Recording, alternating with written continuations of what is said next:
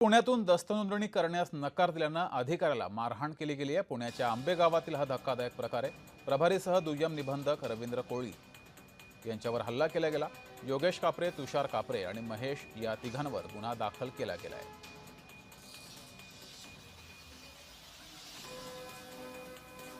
दरम्यान यावर रोहित पवारांनी काय म्हटलंय पाहूया। अपुऱ्या कागदपत्रांमुळे दस्तनोंदणी करण्यास नकार दिला म्हणून पुण्यात आंबेगाव येथील दुय्यम निबंधकाला बेदम मारहाण केली गेली।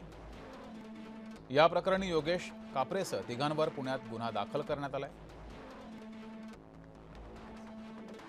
सभापती राम शिंदे तसंच पालकमंत्र्यांसोबत त्याची जवळीक आहे असंही रोहित पवार यांनी म्हटलंय।